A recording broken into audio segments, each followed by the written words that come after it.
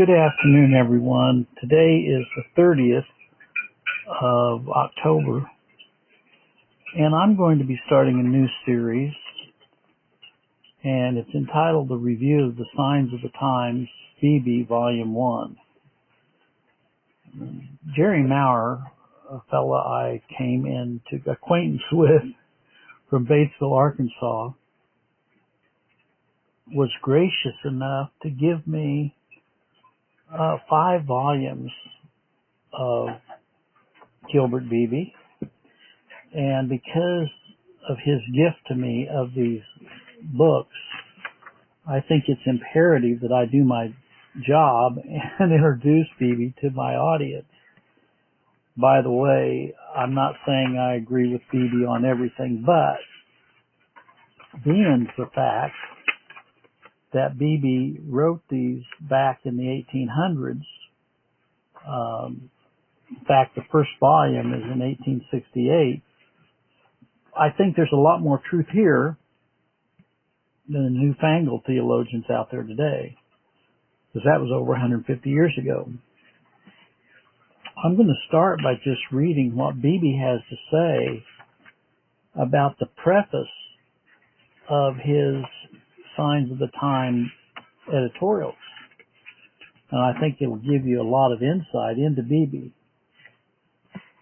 I'm beginning with the preface now of Volume 1 of the editorials of Gilbert Beebe. From the early settlement of our country by the Puritans in New England and the Church of England in the southern colonies, whose religion supremacy was established by law in their several localities, the Baptists and indeed all other dissenting orders suffered great opposition by prescription and oppression from the dominant parties. The Baptists, perhaps more than any other, were violently treated and suffered the most cruel persecutions, disenfranchisement as citizens, fines, confiscation of property, incarceration in prisons, and banishment for nonconformity, to which was added corporal punishments, public whippings at the stocks, cropping of ears, boring their tongues through with hot irons, tying their heads and feet together, and torturing them in the most barbarous manner for days and nights, and in many cases they were put to death for their persistent and inflexible adherence to the faith and order of the gospel, by which they were distinguished from all other orders. In those days of trial, there were no worldly inducements offered to attract the worldly minded to connect themselves with our churches. There was harmony of sentiment and uniformity of practice among the Baptist churches throughout the whole breadth of our country. It is true that in those trying times, the general principles of the doctrine of the gospel were not so clearly and fully preached and understood as at earlier and later periods in the history of apostolic Baptists.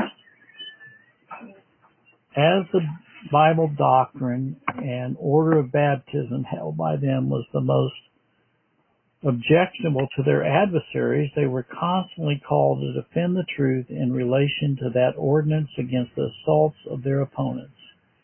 And when the violence of persecution began to abate, and by the interposition of the British Crown, and subsequently by the prevalence of more liberal views which were entertained by the patriots of the Revolution, the powers of the Puritans in the East and of the Episcopalians in the South were so far curtailed as to prevent further corporal severities. Still, for many years after the establishment of our federal and state governments, the Puritans of the New England states were patronized by their state legislatures and allowed to collect their parish taxes from all within their parish limits. Afterwards, dissenters, by procuring certificates from religious denominations to which they belonged, certifying that they were paying to their own receptive orders, were released from the burden of the parish taxes, and finally, the whole legal distinction in favor of the Puritans was abolished. Under all the trials and persecutions thus far experienced, the Baptists were a humble, meek, loving, and harmoniously united people throughout our country. But as soon as this oppressive yoke was broken, Satan was ready with other elements of discord to bring trouble and division into our churches. No sooner were the Baptists of America relieved from the galling yoke of Puritans and Episcopalian priestcraft than the doctrines of Andrew Fuller was introduced with the professed design to raise up the Baptists from the dunghill to rank respectably with other religious denominations. All who were inclined to the doctrine of Arminianism, with many others who had been led by sparingly into an understanding of the cardinal doctrine of salvation alone by grace, were ready to embrace the plausible and deceptive views of Fuller and became at once ambitious for the promised elevation. At this period, which is still fresh in the recollection of the editor of the Signs of the Time, there was not known among the Baptists of America a single organized institution in connection with or under the patronage of the Baptist. Theological seminaries on a very small scale then began to be talked of, and a small school of this kind was started in Philadelphia under the direction of Dr. Stoughton to give some grammar lessons to a few of our illiterate young preachers. And soon a college was founded in Washington City and another educational and theological institution at Hamilton, New York, and similar schools began to spring up in various directions. Simultaneously with these missionary enterprises were set on foot both domestic and foreign and Sabbath schools and Sabbath school unions in which various anti-Christian denominations were recognized as hand in glove with Baptists in building up their unscriptural views, as they were modestly called. Then followed Bible societies to give a semblance of piety to the whole system of religious machinery, followed in turn by tract societies, temperance societies, mite societies, Magdalene societies, Dorcas societies, and a host of other equally unscriptural institutions under the name of benevolence and religion, until to bring up the rear the Abolition Society, which had for a time been struggling into life and power under the patronage of the New England fanatics, was with due ceremony let in and adopted as a pet institution. While these innovations were being made upon the faith and order of the Baptists, true enough, the Baptists began to rise according to the prediction of Andrew Fuller, and soon came to be regarded as unsound and as respectable as any other of the worldly Christian churches of the degenerate age. The Baptists were now no longer obliged to pray the Lord of the harvest to furnish preachers. They could supply themselves with a more refined and educated class from their own schools.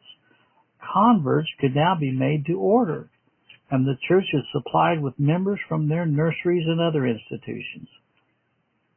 Their machinery was now so complete that grace was no longer needed to make their members orderly, for they were supplied with societies to keep them sober and benevolent, and if perchance many of them should lose their piety, their machinery was so ingeniously geared that they could be run through again and reconverted and reconstructed as often as might be thought advisable.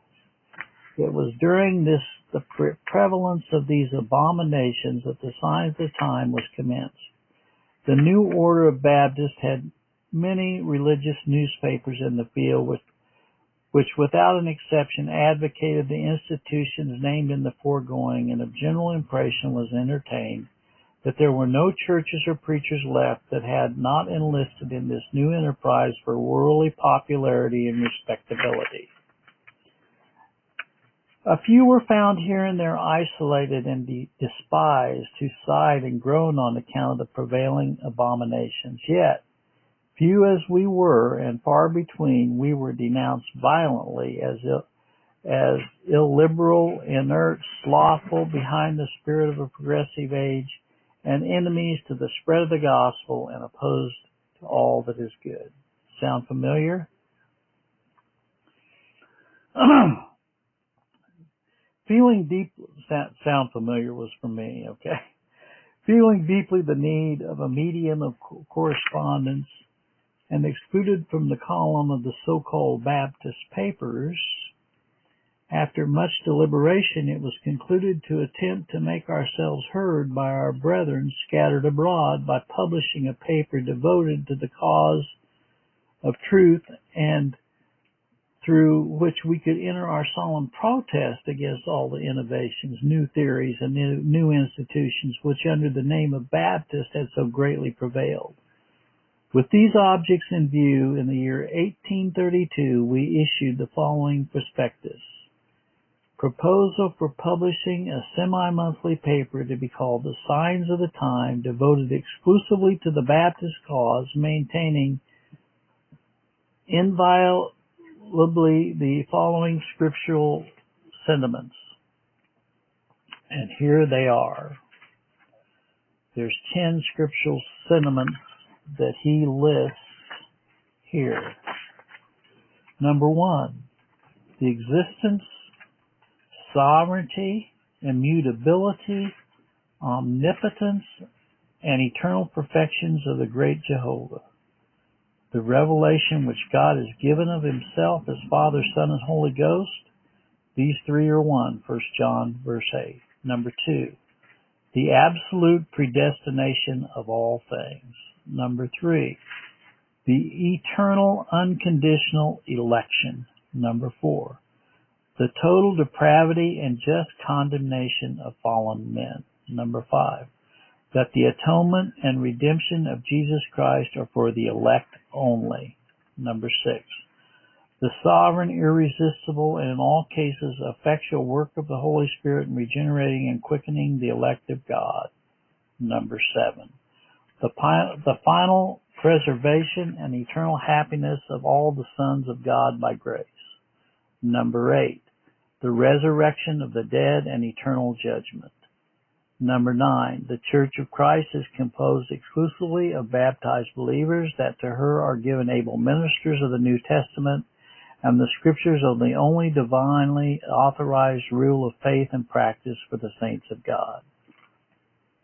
10, that there is no connection between church and state, and as touching the proposition for marriage between them, the Honorable R.M. Johnson, in his report on the Sabbath question, has expressed our faith. The signs of the time will be decidedly opposed to Bible tract and missionary societies, theological seminaries, Sabbath schools, and making war with the Mother Arminianism and her entire brood of institutions. The violent opposition manifested by the New Order of Baptists when our prospectus appeared was overruled to our advantage. Immediately on its appearing, the batteries of our opponents were opened against us through both pulpit and the press. The papers of the new school sounded the alarm and warned the people to beware of the forthcoming paper, and in the minutes of many associations, the churches were warned to withhold their support and countenance from us. Isn't that interesting? In the ardor of their zeal, portions of our prospectus were copied to show that we were hostile to their newly invented institutions, and by this means, instead of retarding as they designed their efforts, were of great service in letting those who were imprisoned among them know that such a paper was about to be published. The response to our prospectus from all directions was liberal, so that we were able to proceed with our work. 35 years have since elapsed, and 35 volumes of our paper have been published, and still the publication is sustained, and we are now enabled to greatly enlarge and improve it. The publisher of the Signs of the Time have been from time to time charged with vacillation, changing his views, or departing from the principles formerly held. Let the readers compare the articles here, republished with the platform laid in the prospectus, and judge for themselves if there's been any departure from the principles first announced. One important object in the compilation of this book is to present in as condensed a form as may be the most important editorial articles which have been published from the commencement in 1832, whereby to show what has been sustained by the entire old school or primitive order of Baptists for so many years, and incidentally to embody such historical reminiscences as may be useful not only to the present but to succeed generations. Many of the articles which we reproduce will necessarily allude to what the old school Baptists have held, the manner in which they have asserted and defended their faith, and what they have encountered of reproach and persecutions, and the divine support by which they have been sustained.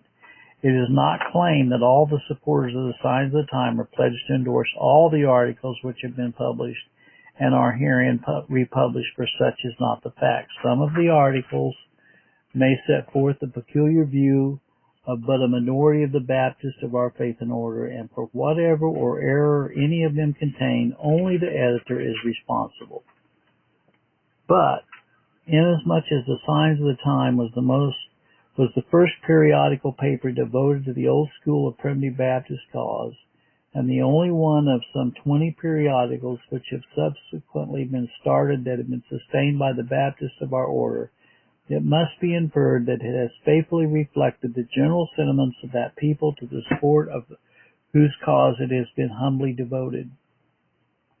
We do not propose a reproduction of all that has appeared under the editorial head of the Signs of the Time, for there are many items of local interest bearing on what has long ceased to be the general interest, and some articles on the same subjects which would appear tautologous and uncalled for. Still, it is our intention, so far as possible, to condense in such cases the substance of the several articles on the same subject so as to preserve all that is deemed of sufficient importance to be preserved. Gilbert Beebe. Well, that's the preface of this book that I'm going to start reading. Now, I'm not going to go any further today because next time I'm going to start with Volume 1, Number 1, written from Vernon, New York, New Vernon, New York, in November 28, 1832. And we're just going to work through Volume 1. By the way, this is going to be a magnanimous, a major project, because this is Volume 1. Okay, and by the way, this Volume 1 is almost 800 pages. So this is the rest of my life's work. It's going to be however long. I'm sure I'll be dead long before I get through these 5 volumes. But I'll start, and you'll get a sense of Beebe, because I've grown to love him and his writings already. So this will be, I'm not sure how many times I'll be doing this broadcast. It kind of depends on how God leads. But I'm going to try to keep it around 20 minutes. So that's all for today. That's the preface of Volume 1 of Beebe. And I hope that you will join us as we continue this broadcast of Beebe's works. God bless.